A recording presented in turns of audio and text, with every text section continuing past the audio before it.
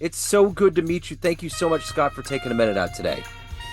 I thank you so much for having me. It's a huge pleasure to join your podcast. Yeah, I'm looking forward to it, man. So let's get into it with this. 5 years ago, this pandemic changed our lives, changed so many things about the way we lived. How did you get through that pandemic era, and how has it affected the way that you live and do your work today in 2025?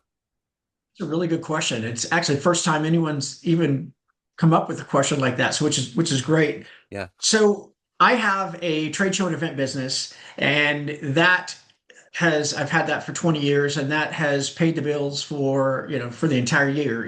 This one show that I've done has paid the bills for the entire year. And then I had other shows sprinkled out. When COVID hit, it was right after my big show, and of course, for 2 years there was nothing, as we all know. And so I had zero revenue coming in, and we were living in LA at the time, and we were living in East LA in El Sereno, which is not the greatest part of town. There was a violent gang that had overtaken the apartment building 3 doors down on the corner. There's a two-story apartment building. So, we're like, and we got to the point where we couldn't even afford that rent because it was just so expensive. And so my husband ended up getting uh, a job here in Dallas, which is where he was before. And we moved here, and we had to start over from scratch because we obviously used all of our retirement, all of our savings just to be able to get through, that time until we moved, until the time the pandemic was over, really. But since then, it's made me, I've realized this, and I was thinking about this the other day, it's made me gun shy. You know, I I don't want to admit it, but I can see this potentially happening again. And with that, I'm trying to do what I can to put some money aside, and just stock up as much as I can, just to be prepared. Yep. We're also in the process of, we're trying to cut our expenses, and you know, we don't want to go through the same thing. I mean, no one does wants to go through the same thing that they went through, 4 years ago. Yeah. But it's definitely made me gun shy, and it's made me a lot more aware of what's happening around me, and especially with the business. There's a lot of my competitors, on the trade show side that actually didn't make it through, and I'm one of the very few that did. I'm just a small business anyway, but Yeah. I was able to make it through. So I need to make sure that everything is locked down tight just in case something like that happens again. And that was one of the reasons why I started writing, Yeah. and I wrote this book because I thought, what happens when people are, during a pandemic, people are stuck at home and they can't do anything? They're going to read or watch TV. You know, Yeah. there's, so I'm trying to look at all different avenues just to provide a cushion so we don't have to go through that stress that we did before. What about So you? I mean, I mean, Kansas City was hit really hard as well. yeah. Well, I had two kids at home. I have a stepdaughter and a son, and they're both on different spectrums. My son's on the autism spectrum, and she was 13 going on 30. So I was really trying to figure out in my life, what am I going to do? Like my son's a big baseball fan. It was in March. The baseball season's over. He loved going to school. And I'm like, I'm an IT technician by day, but I also do interviews with a lot of musicians. So I ramped that up really high. And the kids would be with me when I would do interviews, and jazz musicians are overwhelmingly positive. So it was a That's really awesome. good kind of way of like feeling like the world was still moving as much as it stopped. So yeah, and just driving around, getting out and seeing things. I'm restless, so I love getting out and moving, So it was like that was kind of the thing. Let's just keep going. Let's just keep I mean, at that point it had a monopoly on us. You couldn't do anything about it. You just had to keep living, and you just had to find ways to do it to the best of your ability. So, For sure, for yeah. sure. I mean, when you said that you're a restless spirit, I'm like, oh, I know that feeling Yeah. so well. It's like when it happened, like I said, we were in California, so we were. I don't want to say we were lucky, but we were definitely a lot luckier than millions of other people. The apartment that we had a balcony over the second floor, so we could go out and sit in the sun Yep. and just and one time we rented a room in a hotel in Ventura County, and it was dead, and that's exactly what we wanted. We just a Yep. change of scenery, Yep. just feel some of that or smell some of that salt water, and recharge our batteries and come up with the plan for the following week, and then follow through with it. Yeah, for sure. So let's get a handle. There's a lot of titles that you have. Let's get a handle on what you do on a daily basis.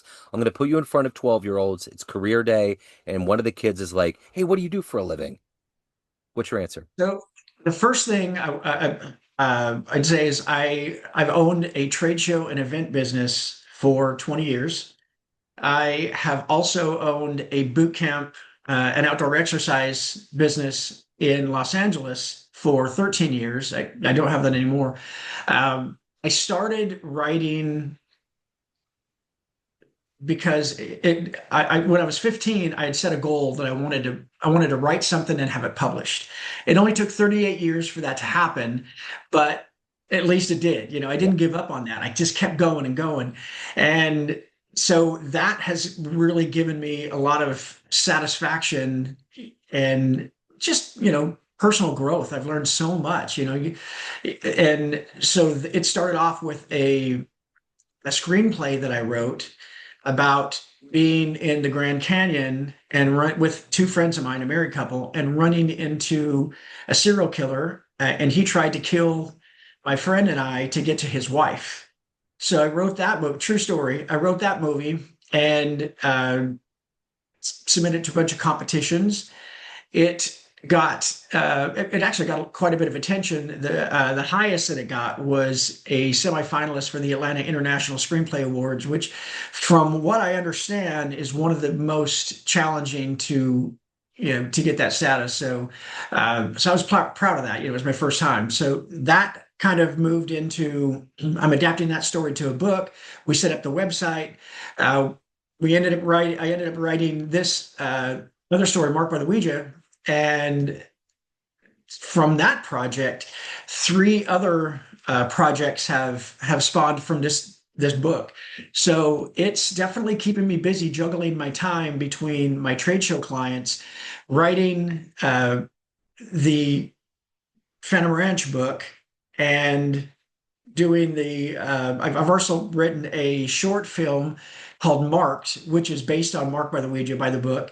And we have a Kickstarter campaign right now that's live, and we're raising money to be able to get this to the screen, and then we'll take this short film and put it in film festivals around, and then the plan here, the method to the madness, is that does well. We're in the previous or in the initial stages of talking to Hasbro about doing because Hasbro owns the rights to Ouija now.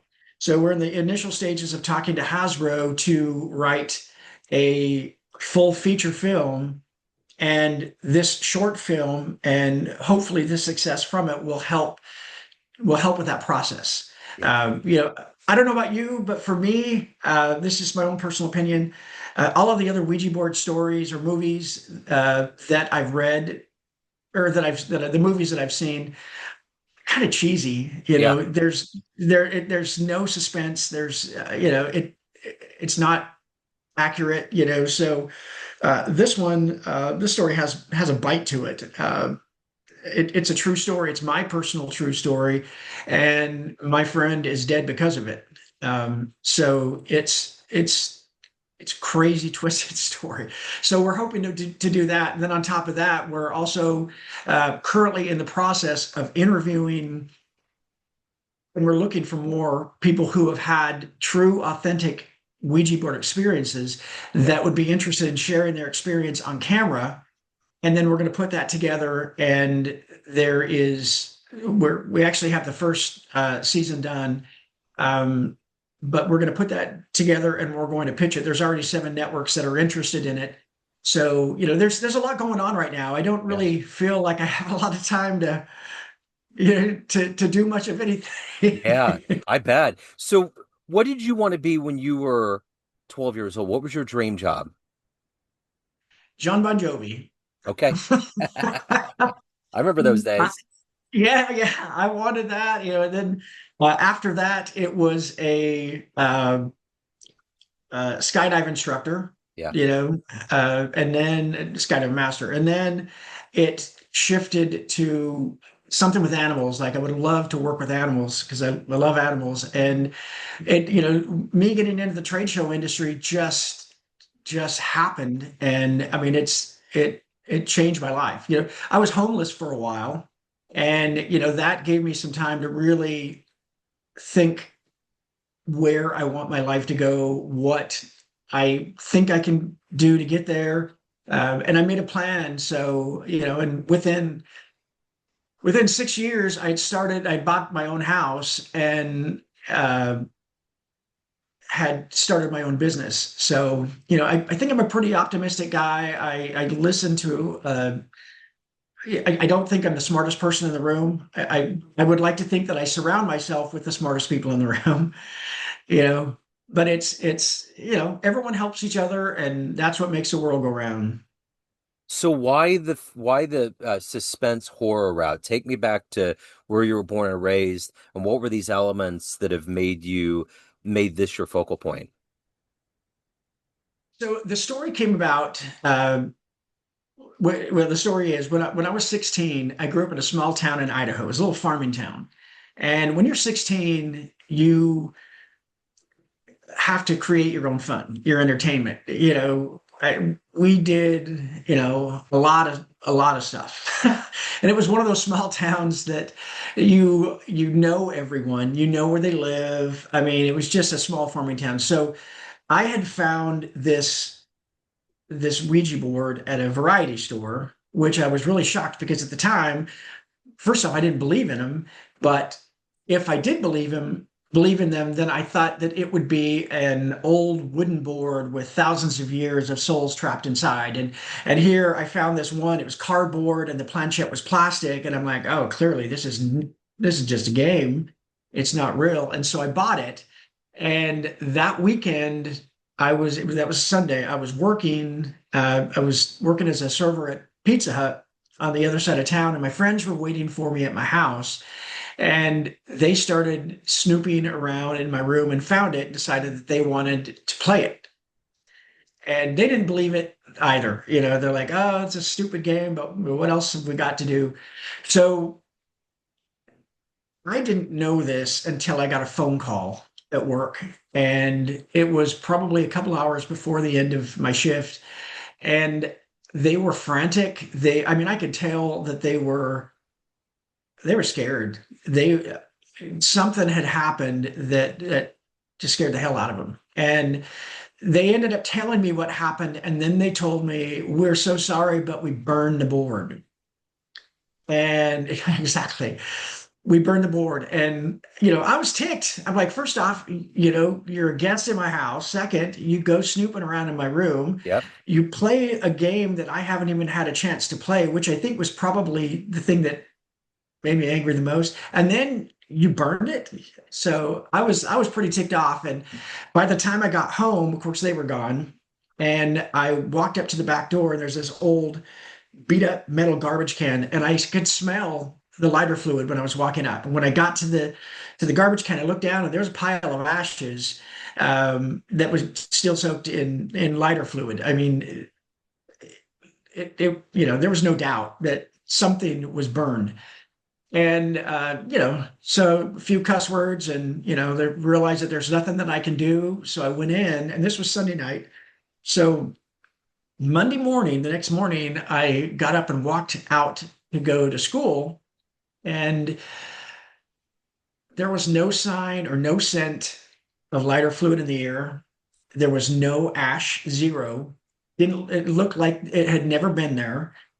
And sitting on top of the garbage can was a brand new Ouija board in the box. Crazy, I've huh? heard this before. I've heard these things Yes. before. It's true, true, true. So I thought, all right, it's my friends playing this elaborate joke. They're just trying to jack me around. I'm like, all right. So I went to school and I threw it in my bedroom, went to school, and I found him in the hall and I'm like, oh, that was a great joke. I'm like, you had me there for a while. And they both turned around and I mean, the fear on their face, even then, and they're like, don't ever talk to us again. And they ran away. Wow. And to this day, they won't talk to me. But they already told me on the phone call what experience they had. And that experience was enough. I don't blame them at all. I mean, it scared the hell out of Yep. them. And so, I was shocked. I'm like, all right, this has got to be a joke. And so I turned around, I was walking in the hall and I ran into two other friends who they were fraternal brothers and they lived two doors down from me.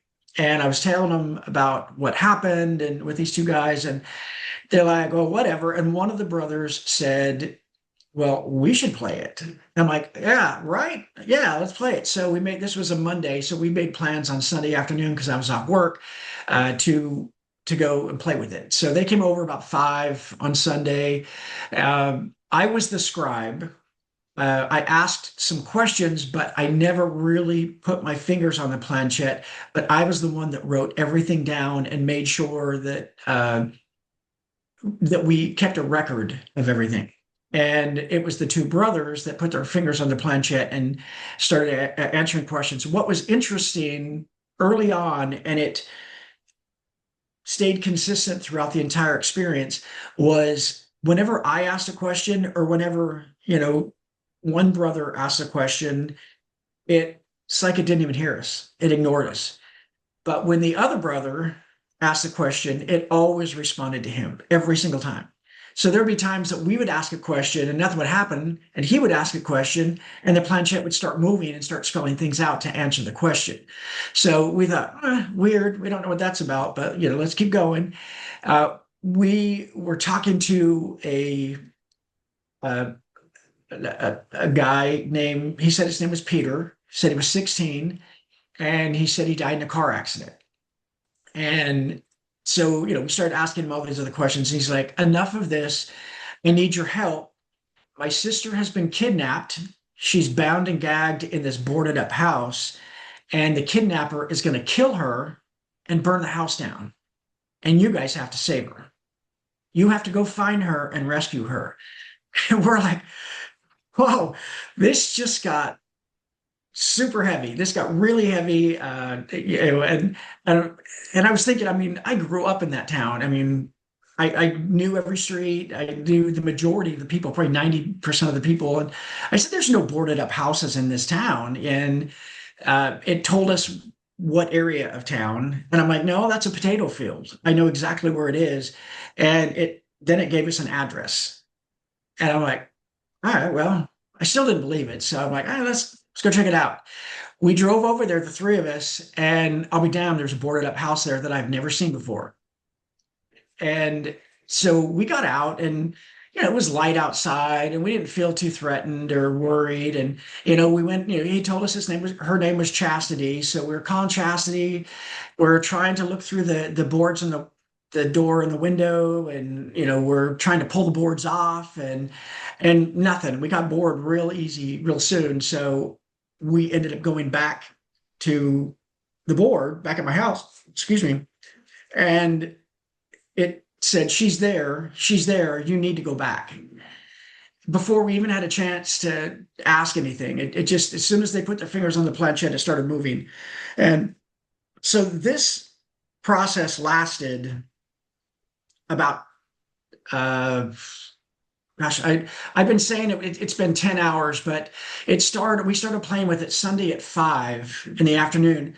However, at Monday morning at 8 a.m., we're like, this can't be true. We've been back several times, and during the night we took flashlights and things. I mean, we literally, it was a consistent uh, experience that we never stopped. We always would go from the board to the house, the board to the house. And we'd freak ourselves out at the house. We're like, well, what if it is true?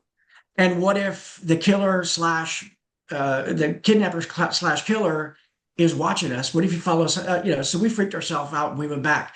So the last time we went back, the board said, it always gives me goosebumps. I've told the story thousands of times. I still get them. But the board said, and it used one of my friend's names, the only one that the board was responding to. It used his name. In the book, it's Trent. So it said, Trent, if you don't help my sister, you will die the same way I died. And we we freaked out, so we thought, you know what, it's worth it to go back once more. And so we went back and couldn't find anything. And uh, then we decided, well, let's see if we can corroborate Peter's story that he died in a car accident when he was 16. And so we went to the local newspaper office and spent 2 hours in the microfiche room looking for, past obituaries, and we could never find it. After 2 years, there was nothing. So we just kind of, well, two of us kind of relaxed and like, whew, it's fake, it's not real. And the one, Trent, the one that was threatened, was quiet, unusually quiet. And he said, well, that's fine for you guys. He said, but if he didn't die here in this town, then it wouldn't be in this microfiche. So we're like, oh, yeah. So we decided to go to the sheriff. I'm like, we need to go to the sheriff now. There was only one sheriff in the town. He lived about a block and a half from my parents' house. And we walked in, of course, and told him the story. And as soon as I mentioned, what do you say? You're like, oh, we're playing with a Ouija board, and a ghost told us that his sister was kidnapped. And this is a small, very conservative Mormon community. I mean, who's going to believe you? So of course he didn't, but he acted really weird. I thought it was just, I got this feeling that he seemed uh, surprised in a way. So he basically ended the meeting or ended the visit and said, Scott, I know that if I call your dad and tell him that you're in my office now and not at school, he's going to beat your ass. So either you go to school now or I'm going to take you into the cruiser and call your dad.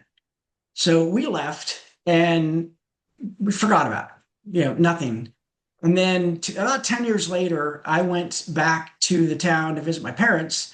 And my mom was one of those mothers that she saved all of the cards I wrote since I was second grade, in second grade, all of the short stories that I wrote, which are actually on my website, which they're hilarious. Like if you didn't know an 8-year, if you don't know me, you would think that this 8-year-old was on acid when he wrote it.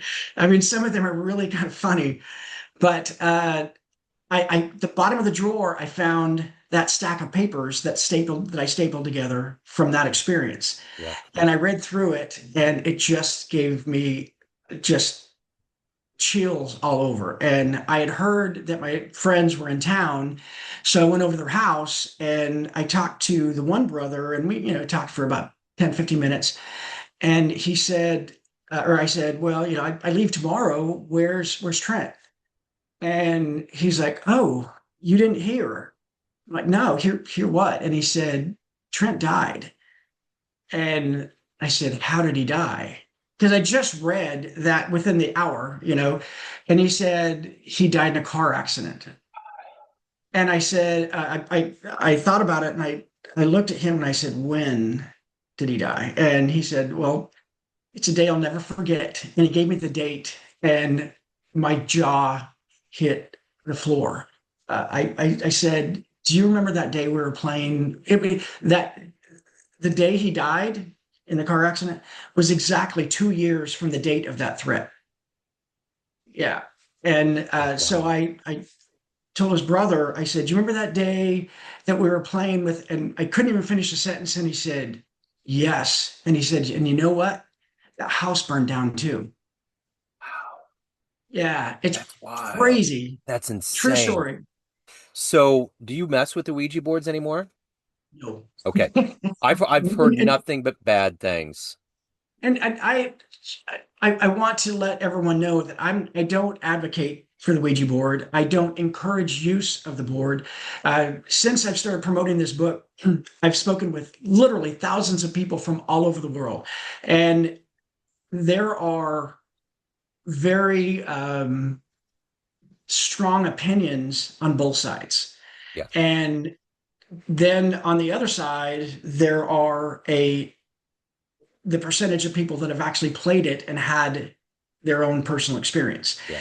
But the people who haven't played it and want to play it is was overwhelming. Yeah. I mean, I was shocked, and so I started listening to all of these stories of the people that have had it, and what I found was 100%. There wasn't 1% different or 0.1% different. 100% of everyone that used the board that followed the correct protocol and followed the Ouija safety guide, then they had they didn't have a negative experience.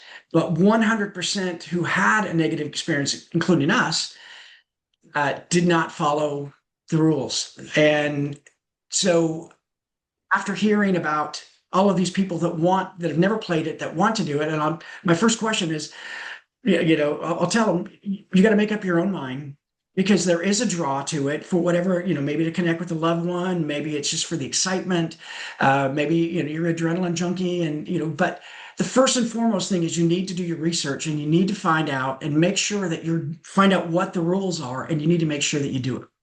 So Because, your video just went off, just to let you know real quick. oh, There we go. oh, Yeah. sorry. There we go. Yeah.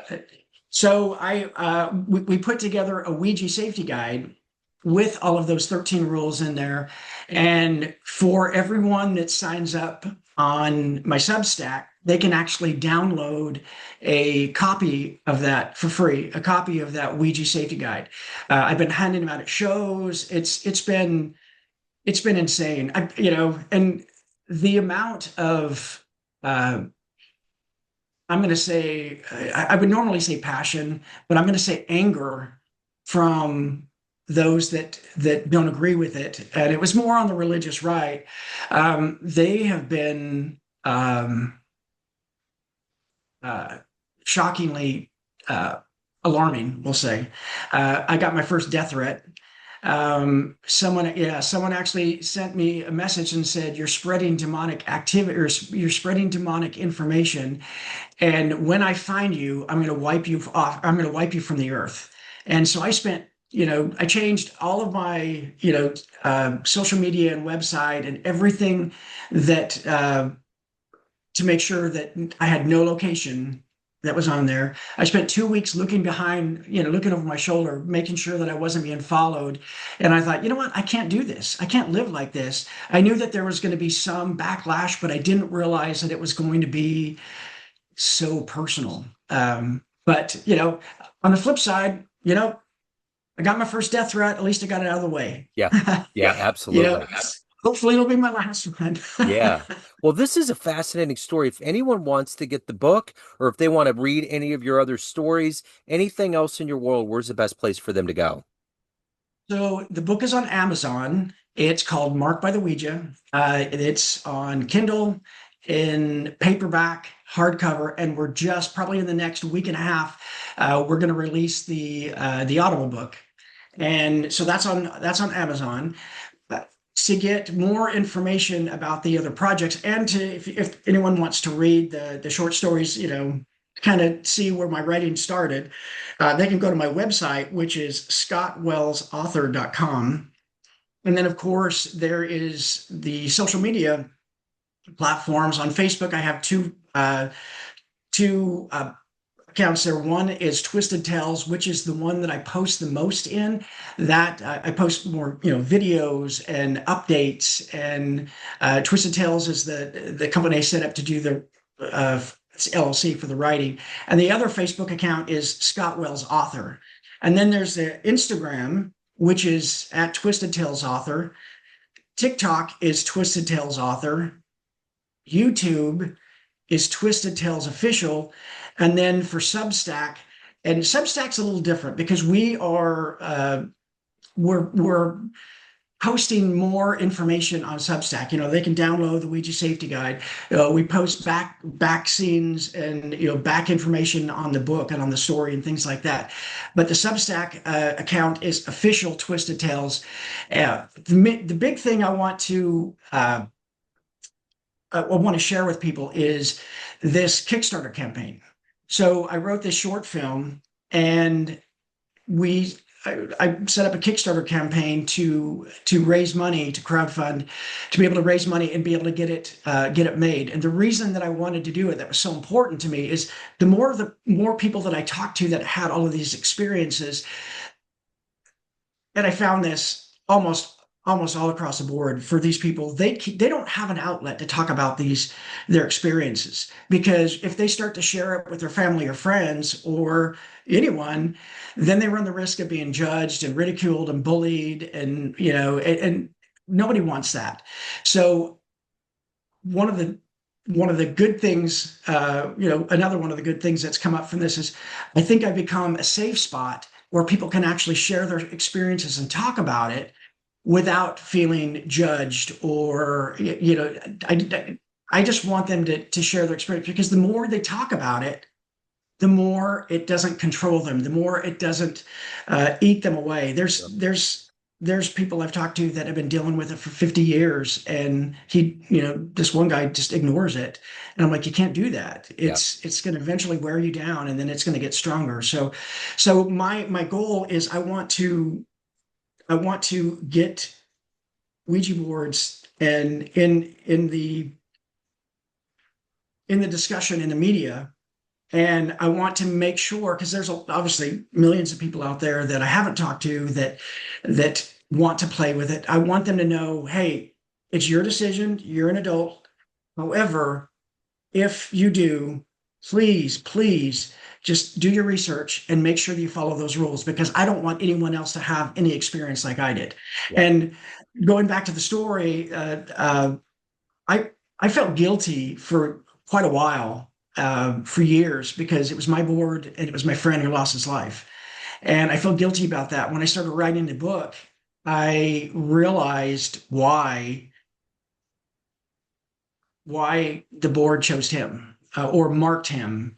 And I don't want to give that away, but Sure. there's a reason why Trent was marked, and that's the name of the title, marked by the Ouija. But it's a crazy story. So my thought is, if we can get this short film out, and it'll go to the festivals, and we can get people involved.